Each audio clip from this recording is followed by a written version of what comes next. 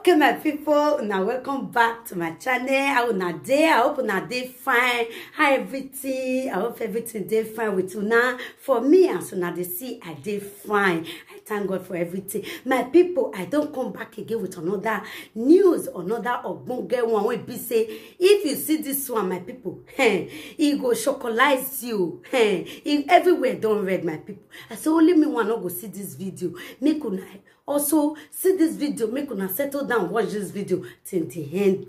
I beg my people also, if you never subscribe to this channel, what do you wait for?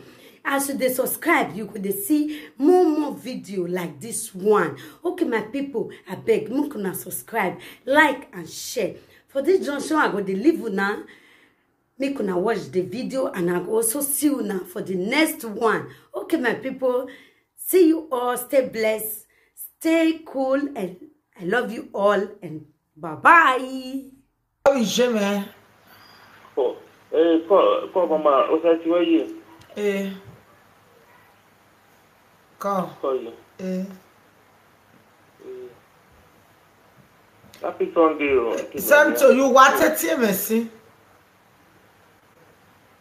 Not really good. My food. Why you want to my clear?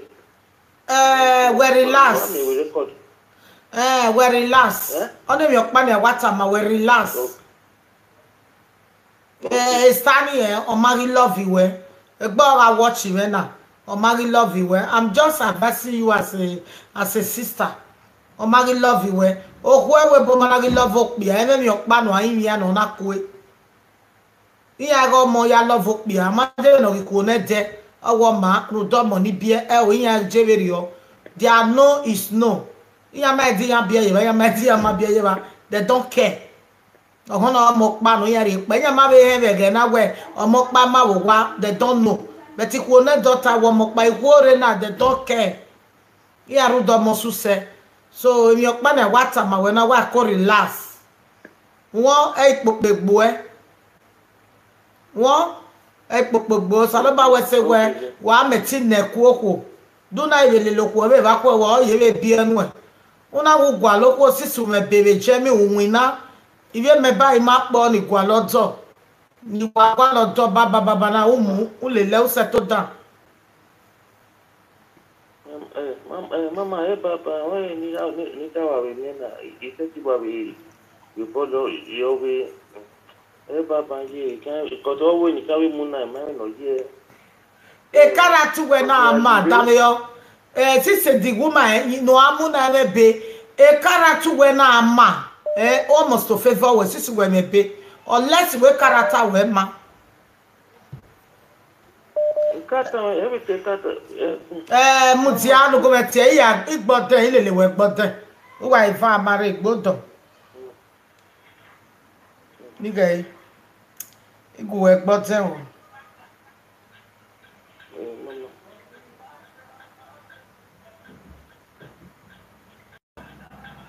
la lo music we lo ni am copyright me zege lo okay zege lo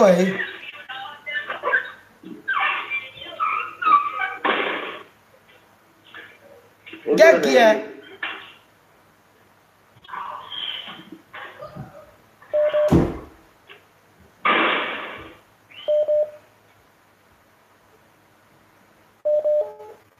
hallelujah. Oh yeah, it's here.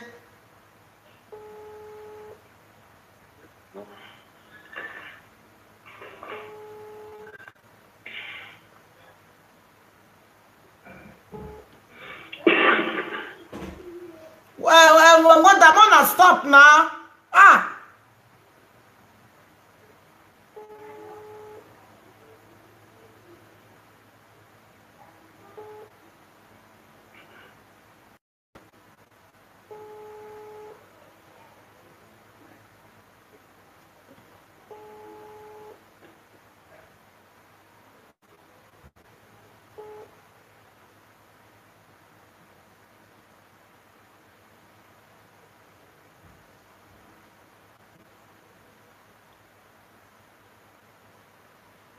So I'm a pick.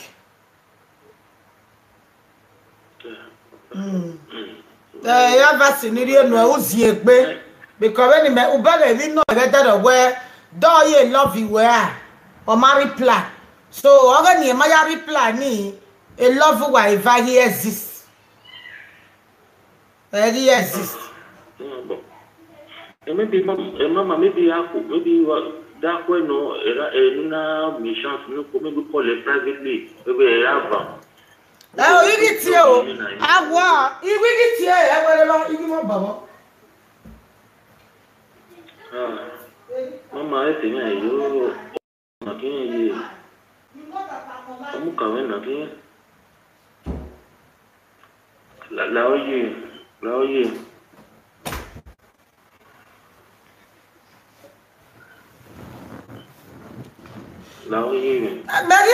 Meriti me bonye me yana for what na o do ayi mi o ma more than 1 year settle wa awe yi mi okwo no ko love okpi ya na me ko settle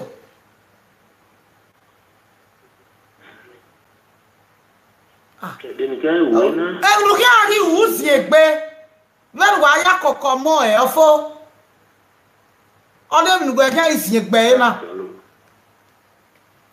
ayi mi okwo de no salo boy metie na o ma fejo me gwa le gbe iwe yan na sister we ya gogo we no ka be bi o me ane ka bi o me ano ma na ebo na me bi o ka o na why ri na we gbe ri no da o what onu poge a ugosu we ye young wetin wa say well my ile lo pe are re sunu we young la brother me la wo o mana love ma there is nothing you can do emi o paro nu awu okay you we ya me ya no wu ya e igwa we pe do ti e ga ni ya receive ma well no ma no drop a message je WhatsApp ni me ti a reply igwa pe do mono that time after spending more than 1 hour no gwa we netia for what o ma love you I love you very why ya me wi e anywhere mo no bia nu a enira gbayo enira gbajo gwa ye ikin ai na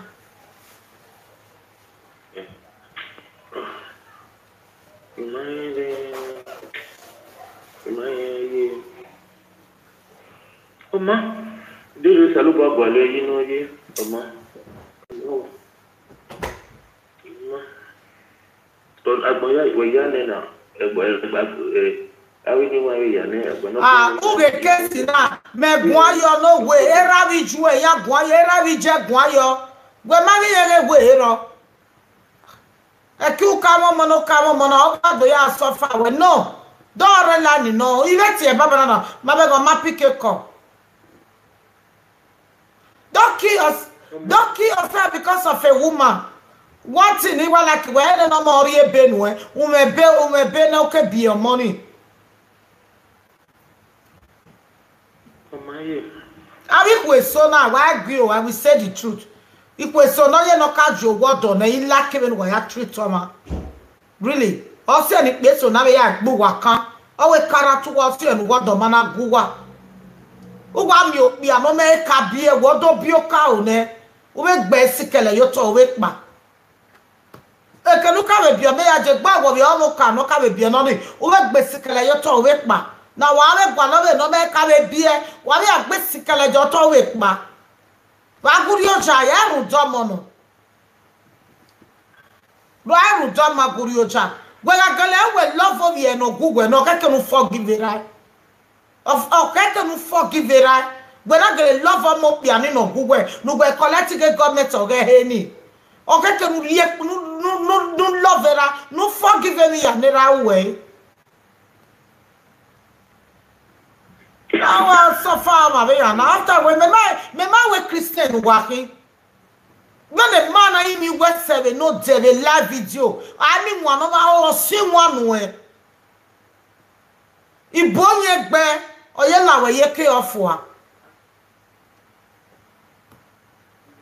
nuka biena ma ukpoge vare ma so we me ile we o bo we na kede ekero rikpi anabo you need prayer you need deliverance one needed deliverance wa wa vie mo le ni neria o we surprise na nuka be biena na ere ni be tie ni ona again wa we le pa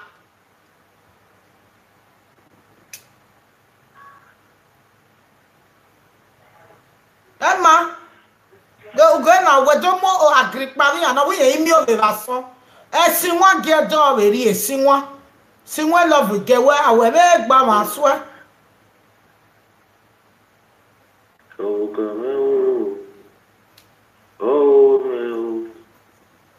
no ye me o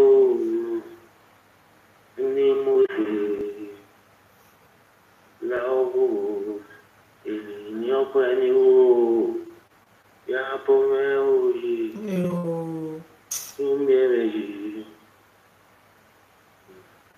apa weti me omo do e wa ri emi wa ri emi age kwe mu we do awari emi e be go na bata o kwa to bia no ho me wa ri emi nuku me emi ni agwa we baba na ni wa reje ibe uwe ko wa ri emi wa temata wo wa ri emi imasa we di emi Ime la oye you are saying to go it's a thing get you on oguna ma oni bie ma you to understand get lare when we ya una esejo we una o no ma wo be lo bigira ubizu me no gwa na ju we ari me na o magwa okay mema imi ado ugwe ko we gwa be okwa gugwe gun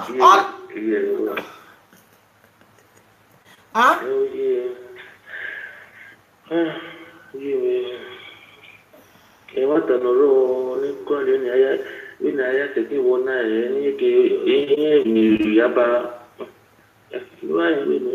no ime ona pano ni la the wa we ni we I love you ya na wa na ga matrix u ga matrix be then we ya gucha we ma gbezoge ye ma be gbezoge bet at least ujo ya to ori etiri something o ma would anybody na we ya to na ka yo na ka odini momo ne so ma oni guyo ina le tiri ne second time enu na bie ina wa yo again ina demi kile no momo one tower and three top de no momo ne ina we 100 euro ne na atu yo mo yare ina we ne na we 100 euro ne for yare no ya yo le gume wata mawe gawa gbodara mewe mu we gawa egbero ma we wa on megbe ni ma wa igbaro wa na ori ba kweta ma we mi obi ewo me ni ahun me ni won mewe wa we na ba o no bi ju me oye iwe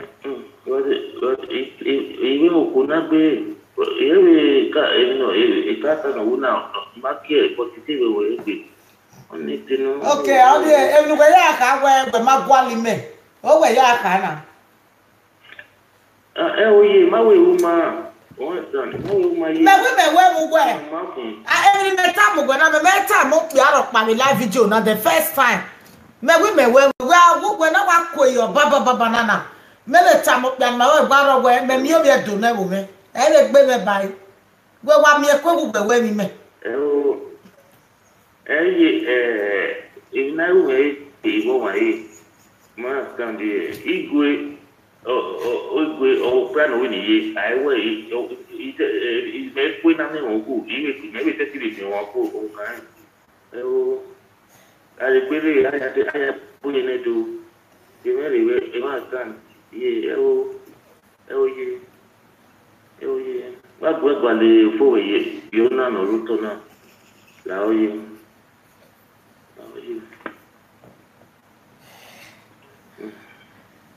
obi a ma mo phone mo be le gbeti e obi a ma mo phone o mu me o ko so ka ke no mo phone o wa mu me we nu wa ya no de o ti o ma na ma o ko ne do ku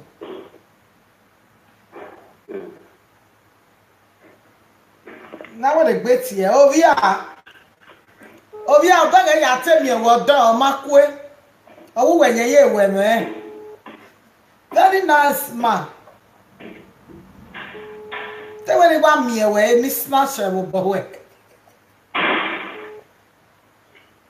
Hello via. Via ma pick come. Ore la. Eh o eli e o no. Ore la. Hello, Ovia. Hello, come on, you satin well.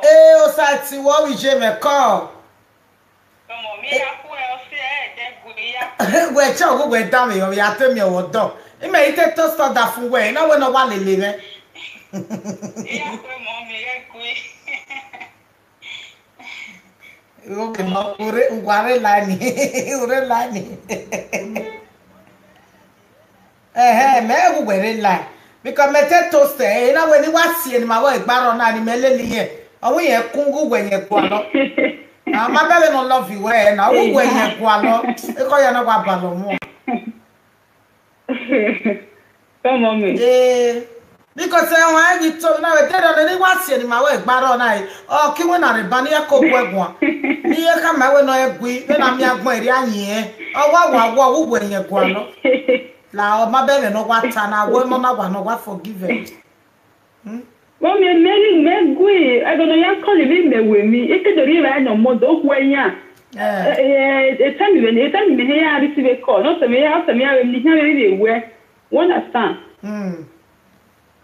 Maka and Benesin, on we are the church. I don't know you calling me my yore because I next Sunday. I don't know you calling me my yore. Okay, you're not pick a call. We are now with me. They marry and I marry right now. We are the church now we Otamania, I live I live for. Ina live I live for now. Can you get what the current live and I make another bed? Okay,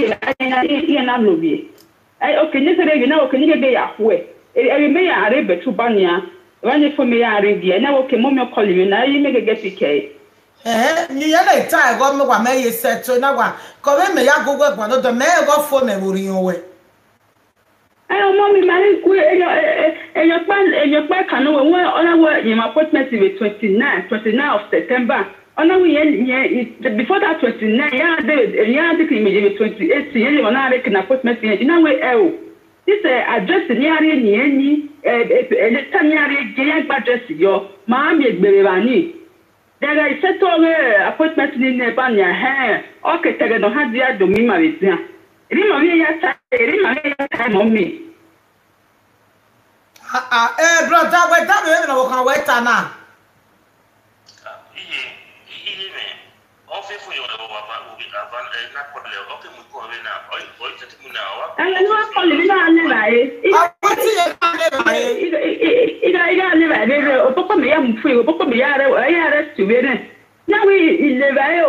Because every day. We had a bit of back by the day. In a will live, let's try the area from aware. No, baby, I disturb the mommy. I may come aware. We're done with it, no carry now. I come away now. When I baby, I disturb the mommy. Huh?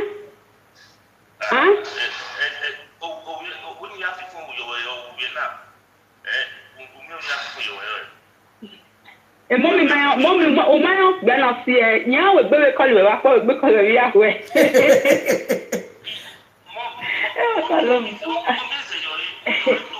Baby, I disturb the mommy. I go not calling a cigar, not in the bio. You know, we live by let's go. Done almost a book by more panano. It's not like you know me. Baby, I disturb the mommy. Well done. Hello, yeah. Oh, yeah, well, doggy, we're going, a park one. Mama,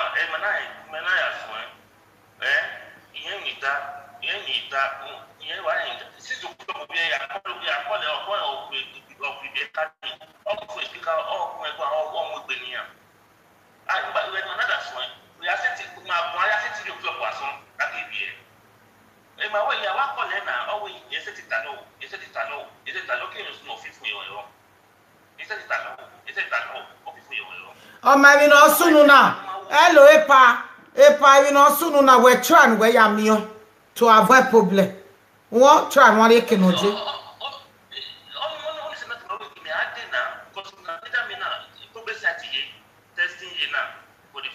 first month.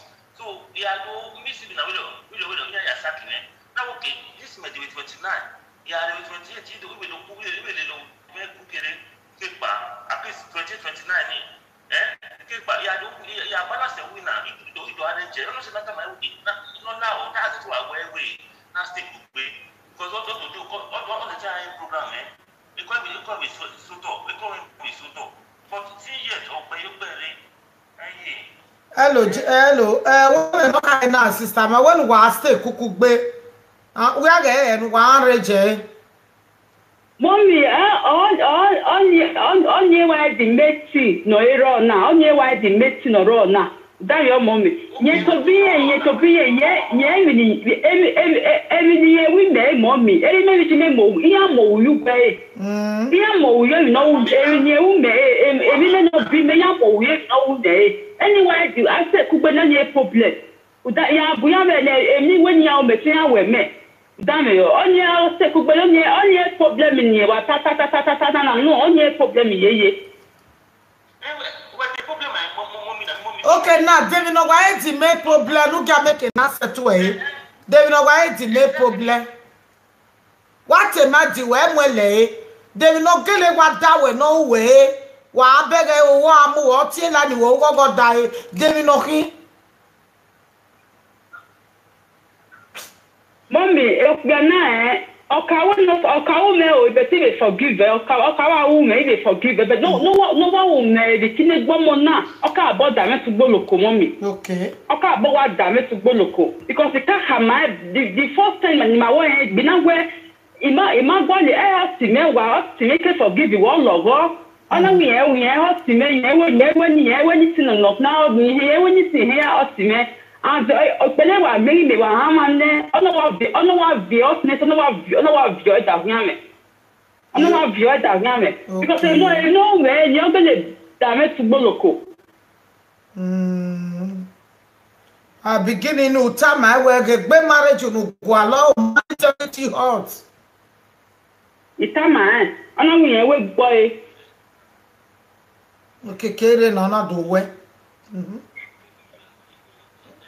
lawo imi amayeje iye wa ye imi ana be na ware la ni no wa ye imi awe ula o sisu bia ye bani lawo wa ge na wa e wo ki ago teje we ye ta ma we no te o teje bo money ate we understand no lawo wa we mi se ni le lao o bi e na o change lawo lao gwale place with your when we are forgiven lao bega always distance no wa marry okpa go see abu my love even make a sister no je na me go my love brother na love you all go e ba emeje we ye love abu my love ni e make na a position no mo egbe eji na mama we ye love sorry mommy love na kana I be the love it be the o ya na we no joko baba na o holy love ene abia na mommy you na we ni megwalo a go le love it ami ene what na be the love God bless you we have you worry we mutia hello we mutia ne ide mutia we have you worry la mabege waton ame more than 1 hour ya settle ezo na we know that be na dia ite wata ba we igwe gbe igun ayo eto ye imi ame brother me obege ya owe a love na abide baba na abide na which is true because my way gbaro na o ka o me my de we mu ite when ni jo ni wa be rio o mo me ye ba me mo me ye ba me are chicken ma iri goat meat ma na gba keri asi na ibe lefo a imema kate we mo o sunu we okeke arudo we mo bet even ye gwa lo bo we emi ya no yen o forgive you bet umegbe no ya fi wori a we gbe me ni ye tama we be beginning ye ke amanu e change. Everything be fine. But don't say nothing. I will say you must arrange this together now. Oh me, you know where you are. We know you are there. Oh me, people, away I stay here. Sister, the form. Sister, what we not carry na. Awu wa na ri opa. Daddy welcome. Daddy. Wait a minute. Sister, what we not carry na. Awu wa na ri opa. We ni giye ya re. E ga go he ya ri charge ge. Awu nu giye do ase kewe.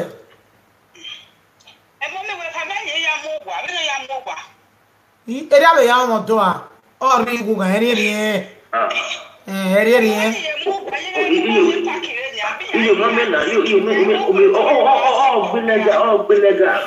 now. When mutiaba e pa wonu we ya mo we do fi yan kegbe. We me go no ya mo wa no ko akoso kwa bun.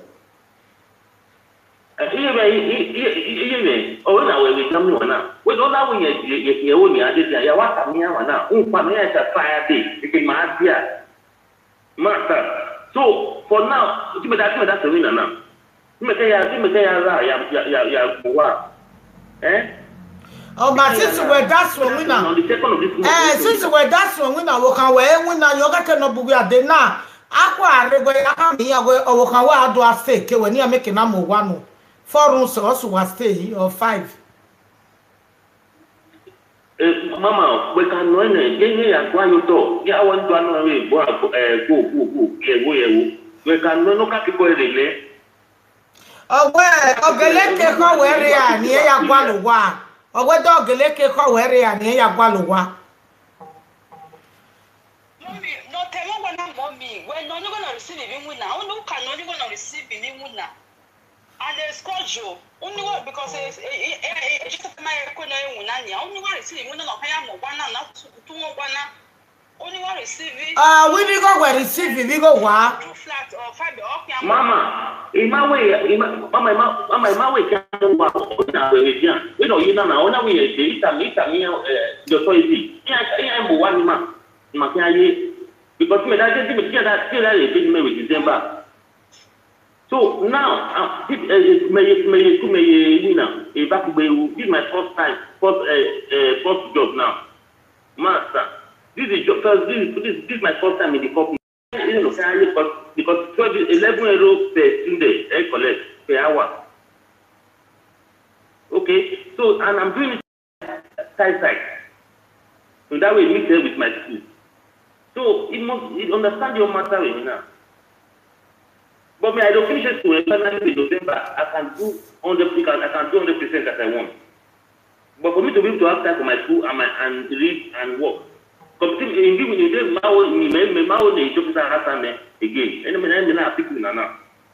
For you know now, you can't let travel in Nigeria. You want my sister and we see Mario travel just like slavery. My life take the video. Yeah, I won't have to speak me when I can. I don't say this is a problem. Like that, so you keep walking now. Okay, now, hello, mama. Where man, now you go no me, but what's your name? Going to your move? Mommy,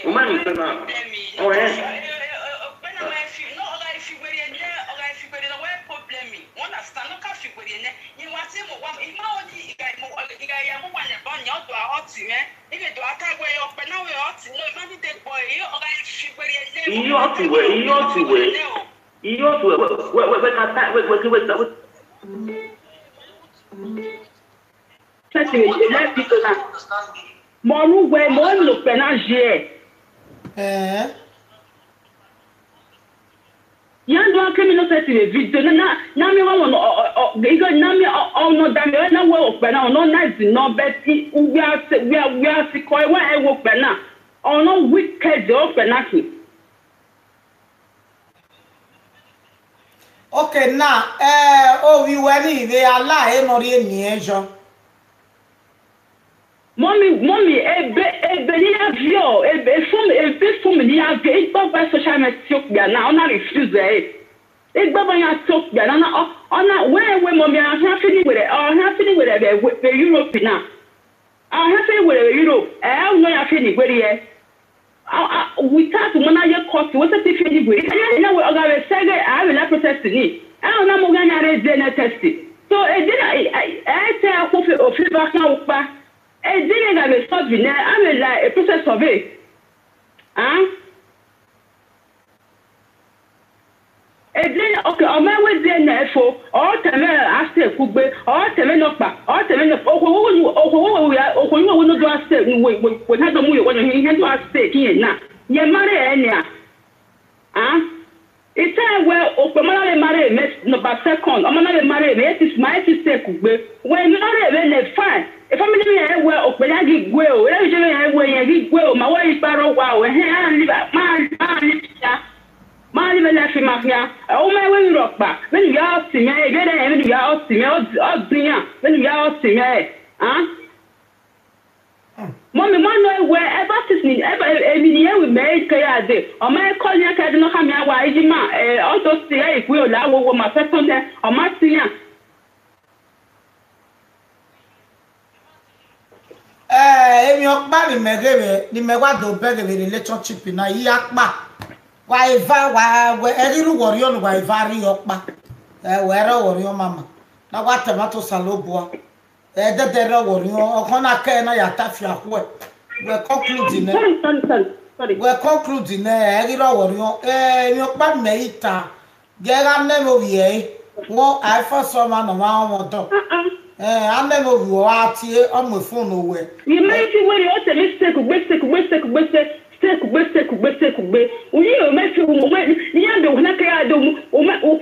show a good father die. Why do I come on mistake, what may I tell every blessed day and the money they get me now?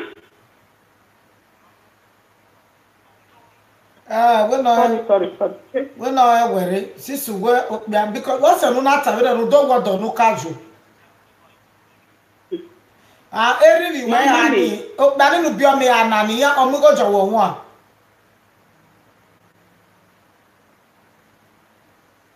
o mu go jowo hun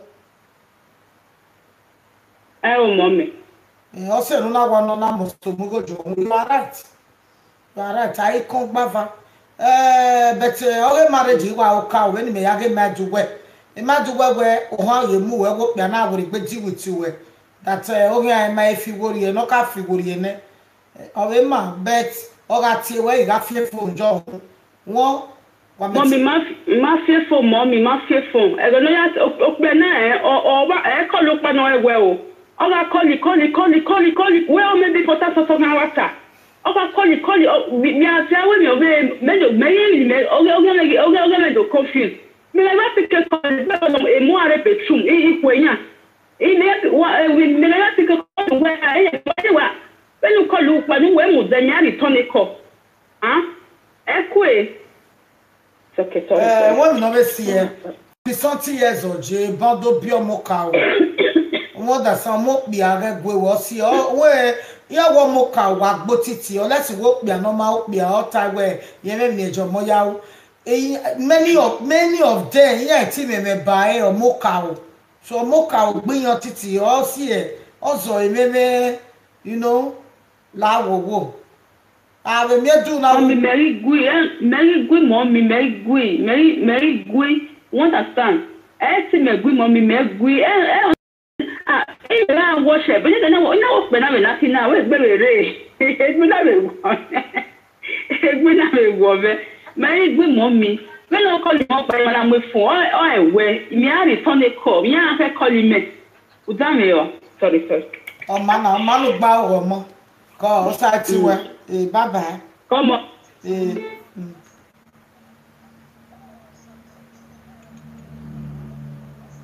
Bye yo.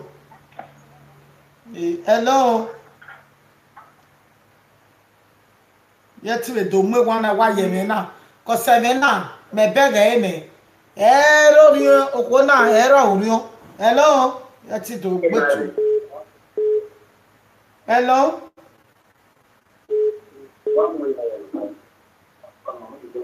Hello.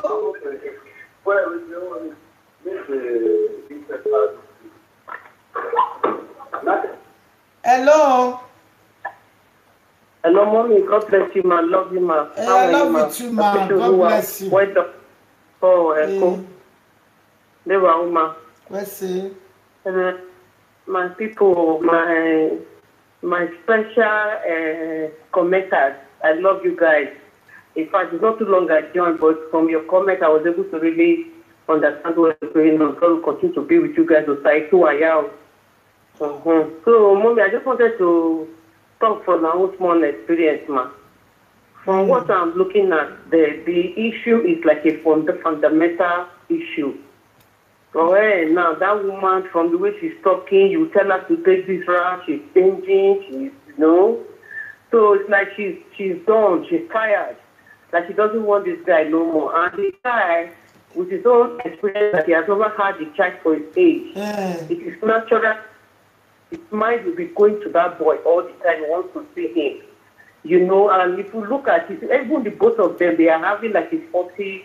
The relationship is very 40. This lady has had another, maybe those 3 children, now I don't know. I'm sorry to say, maybe those children are not from one particular person. If it is from one particular person, the person did not pay your dowry. He did not wear during the church. He did not wear during the court. Nothing. And this guy came again. So from what I see, I just want to use this opportunity to just advise our people. I love everybody. Why agree? So,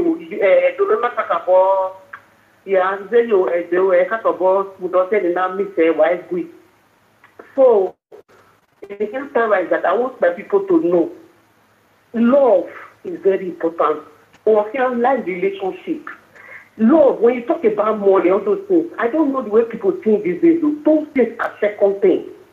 A man that if you love people, you would have discussed. You would have known you are going to relationship. You discuss on the fundamental things. Finally, discuss it. Where do you want to live? Discuss it. How are you going to do? What kind of children you want to have? How many children all those things you need to discuss it first before you decide to say you want to start to have children. Now you have a child for this man. It is natural for this man to be drawn to you. Especially that it is his first son. It will be drawn to you. And you don't want him. Now, if you don't see him taking, that man is going to be having mental issues. That's why people all over the place, they have mental health issues all over the place. So I want to beg one of them. I will talk from my own experience. Me and my dad, who or father, other stuff before. Now they are in school. Who or father, man, struggle. Not to hear my own, not to bless it. Again, all those songs, like any or your dog. But again, now, it was So, if you are going to the relationship, I beg you in the name of God, know what you are doing. And so you are asking for 30 things now to make not normal. Let us look at a normal situation. The normal situation that when they come together, even though, yes, some people would have had the mistake of having a child before or something. But when you come with somebody else, man, go into that relationship with your mind straight. Don't get somebody like this guy, man. Even if you ask me to go now, that's one me saying, okay, we cannot force the man. You are like from everything, even from the comments, you say, oh my brothers and sisters, they are things like you don't want this man again. Man want again. Man want the girl man want encore. Both palo. Go. Okay, so even if mommy asks the man to go now, that man may have mental issues. It's not like maybe somebody will go crazy, but it's not going to be okay. It's going to take him some time for him to really get himself again and want to settle with somebody else. And even if you too, even if you are getting money, the state is giving you money and everything. Money is not everything. I said it, money is important, but it's not everything. So I want us, all of us that we are listening, all of us, we should have that love is powerful. Love is, if you love somebody and you agree together and you have the fear of God. This is a Christian platform. We are not unbelievers now. It's a Christian market, so we should talk like Christians. If you love somebody and the fear of God is there, wait will come. If you are truthful to one another, you are faithful. You hardworking, while loving people. So money is not the first thing. I beg you, my sister, I beg you in the name of God. And because of this, our brother Mesa said, I want you to please reconsider him. You know, even if you are going to let him go, please give him a good, give him like a good place to calm down. Not that you just drive him like that. It's not too healthy for him. I beg you in the name of God. God will continue to be with you. Mommy, God will continue to strengthen you. Amen. You will never fall. You won't be put to shame. Amen. The Lord that has called you, that has enabled you, He will give you all the wisdom, all the strength that you need to be able to carry on together to good. That's what in Jesus' name. God bless you, Mommy. I love you. I love all my brothers and sisters, all the commenters. I love you all. God bless you all. Bye-bye. Hello, God bless you. Hello. Hello, God bless you. Lord, the one you are using to watch me, please. Low exciting. Hello. Hello, Mommy Yoro, Tatiweo. Osatiwe domo. Betu. Oh. Go. Matana when you go and you lao. Okay. You are here. Matala because me want to tell you how it's going to just no matter something like yeah, well, damage no matter something. You know, we didn't manage that way. Magame love no for me. We know very good money, pero money. Magame love no my way. I don't milk my soul way or way my soul in my cafe. What the open this door? Honor do I ma go far ne eri obe yiri ku we no ni o we love no flare ni o se no na mu emege ti amo because when we ya kwa ye na when we ti ya ye na o se se ne umara ya but o mo emege ti amo why because o me love ne o flare ni okay then me no he ka mo no only it matter no roto. Walking come money, walking walk behind no me love none, no me love none, no me love none, walking walk behind it, walking come money. Only a matter no. No, you can give a way woman or market character. That is the matter. Every look better, I will say, we look better, I'm going for it. We don't want to go. Or we don't think where I was saying a woman our phone. We don't want to forget about the matter. So only contribution in the matter. That's in where mommy. What's so? Come. A topic now. One book where we are learn. Hello, brother. Oh yeah, why you learn on Makba? Hello. Is this pastor? Hello. Come, you are right. Lord, where would you? Lord, we are watching. What do you do? La wo. We are watching. Do you do? Hello. Me have done a joy fear. Anybody know? Tell me what this I do. What job? Hello. Nous ya watching me doejo. Hello. Hello. Sister, we well done. Hello from Nigeria. Hello. Hello, Guan.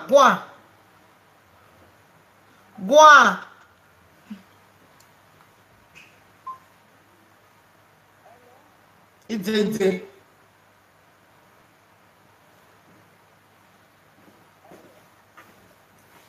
Hello, Guan. Hello, Mama Guan. Hello, Mommy. Call. Okay, Mommy. Mommy, no one call it take but not any only one. Oh, women love you, damn, and we not very man we may. You wouldn't be here about we more, and we may go very only one. Hello, Mommy. Madame, yo. Make Erovi Mena, 5 years me are me money look, Biabe, me say what time me look, Biabe. And now you are pressing what way, oh, no gig, where to what will look, Biabe. We know we only work for coffee, me. Me on one of what Biabe only, one understand, because the economy not only take it on my I said, "Well, I wanted because of my we are better. If I want to have a live video, if I could take a way, one understand." I be Betty, I get with Moe, and then I will be Betty. Because you are making. Me, I want to look better. Make it look better than me, do better than 5 years. Me, I wrote, man, I think they're going to go back to my Lord, my one year. One understand. I be a will be Betty.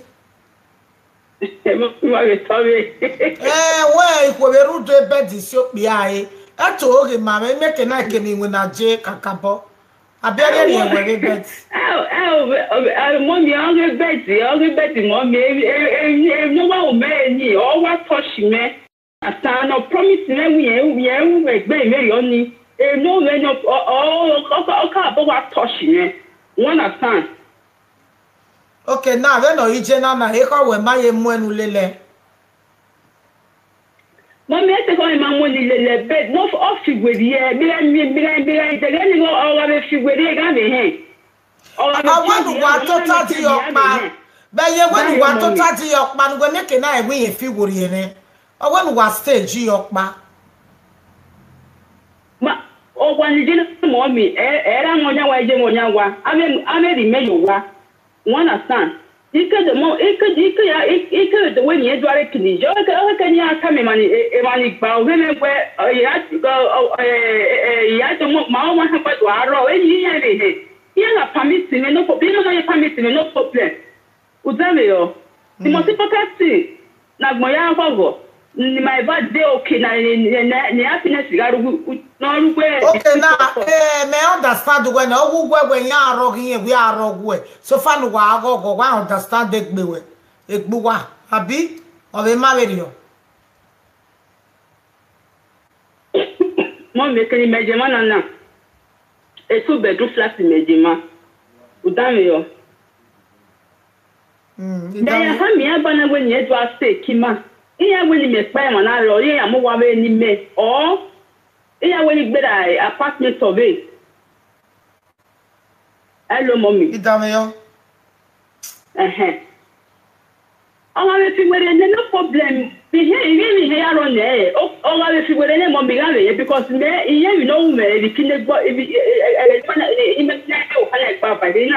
know me so my fi were ne ya me here any pani do ataba where o gari oro ma o le be me love me love that gabe even no that female me you know that for me everything me you know pe ma mu me one as so no be gbera me that je wa me onye eru ni na. Okay, now Gawa conclude when mutia Gawa conclude ni make na gi magwa kwa keka na be no je we ku when ye ka rogi yene nu we ka rogwe no na ifigori yene wa kedo stay kukugbe abi ifigori yene roga maybe arogi me wa ifigori ni okay mo hele kama okay ufigori de o ya ha mi ya o ni atasa we ya tekini meje o ya do transfer ya tekini meje iya se fanya de iya me ni mota we ogana o madawe a o deke enu a ogba owo mo a ibe kamia we ogba owo mo o ke no mo one understand ejemi mayaje agbon ya elo no le jemi hia one understand ma wese ma omo mi wese start we mo we o make a decision about decision tie o make a decision gene o we no ro gene ye bi arogi no na ifigori e do stage yokpa obiana no guana na epa well me 40 years you are 42 years please we be agboto o yo kan no tie we talk like a man o hama when we give ni egwalo na wa arogwo ye bi arogi ye egwana ifigori ye ne and then I'm making I me man no master you what do Vene po na je na vene we yi sta na he o gwodo ni hu ye be mi ogogobo ayi mi oku ogwe la o gado ase kuku gbe o ayi mi oku oberi o hello okay 43 years oji hello when ni jo we kaya a Pamela ke full of 40 or forever full of 40 is a full forever no when you come to and when they work no problem what can we are watching I want la relationship with you e can riere why e bi omo we ba omo pa bi enu e we gele ka ge ni ebe gugwe but o ga kwenu atu owe before wa ga name owe won abuku e yo Mama, so pa no mo ko me and no mo ko beto de na mo ko na beto de o no ye so now e ko office food now and you with me here so now we in Canada ya mo Canada after we ya mama ri Canada na ko maka ya agbon la o tama ne mo we pa se na video iyan ko sa don mo we pa o ya gu we gbo ten 7 5 o ya gu we gbo ten ke mu ri Canada to gbo ten mo we ri Canada mu ri Canada no worry won to ya gbo ten 3 won to joke tupa me o ye ko o site we